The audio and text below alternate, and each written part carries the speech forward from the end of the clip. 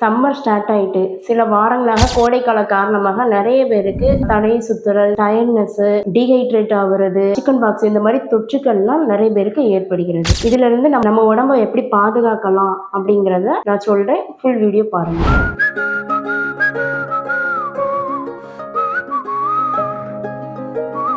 Chicken பாக்ஸ்னா என்னன்னா, வாரிசெல்லா zoster அப்படிங்கிற ஒரு வைரஸ்னால ஏற்படுற ஒரு தொற்று. எப்படி ஸ்ப்ரெட் ஆகும் அப்படின்னா, தும்மல்னால, இருமல்னால, சிக்கன் பாக்ஸ்னால பாதிக்கப்பட்டவங்கனால அவங்கள யூஸ் பண்ற திங்ஸை நம்ம யூஸ் பண்றது, அப்புறம் அவங்களுக்கு வந்திருக்க அந்த கொப்பளங்களை நம்ம தொடுறது மூலமா பரவும். இந்த சிக்கன் பாக்ஸ் வர்றதுக்கான சிம்டம்ஸ் என்னலாம்னா, ஃபீவர் வரும், பசியின்மை, டயர்ட்னஸ், கொப்பளங்கள், உடம்பு முழுவதும் கொப்பளங்கள். ஃபர்ஸ்ட் கொப்பளங்கள் எங்க வரும்னா செஸ்ட் பகுதியில் வரும், அப்புறம் முதுகு பகுதியில், மூஞ்சில், இந்த மாதிரி ஃபஸ்ட்டு ஸ்டார்ட் ஆகும். அப்புறம் கொப்பளங்கள் அதிகமாக உடம்பு ஃபுல்லாக பரவும். நம்ம பாடியை ஹைட்ரேட்டாக வச்சுக்கணும். ஒரு நாளைக்கு 2.5 to 3 லிட்டர் வரைக்கும் தண்ணி குடிக்கணும். அப்படி தண்ணி குடிக்க முடியல அப்படின்னா நீர் ஆகாரங்கள் அதிகமாக எடுக்கிற மாதிரி பார்த்துக்கோங்க. மோர், coconut water, fruit juice, soup, இந்த மாதிரி நீர் அதிகமாக இருக்கிற மாதிரி நீர் ஆகாரங்கள் நல்லா எடுத்துக்கோங்க.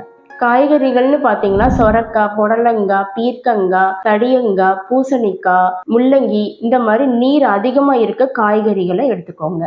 பழங்கள்னு பார்த்தோம்னா தர்பூசணி, கிர்னி பழம், பேரிக்காய், ஆப்பிள், வாழைப்பழம், இந்த மாதிரி பழங்கள் எடுத்துக்கலாம். சாஃப்ட் டைட், அதாவது சீக்கிரம் நமக்கு செரிமானம் ஆகிற மாதிரி உணவுகள் எடுத்துக்கலாம். கஞ்சி, கூழ், களி, கர்ட் ரைஸு, கிச்சடி, இந்த மாதிரி நமக்கு சீக்கிரம் செரிமானம் ஆகிற மாதிரி உணவுகள் அதிகமாக எடுத்துக்கோங்க.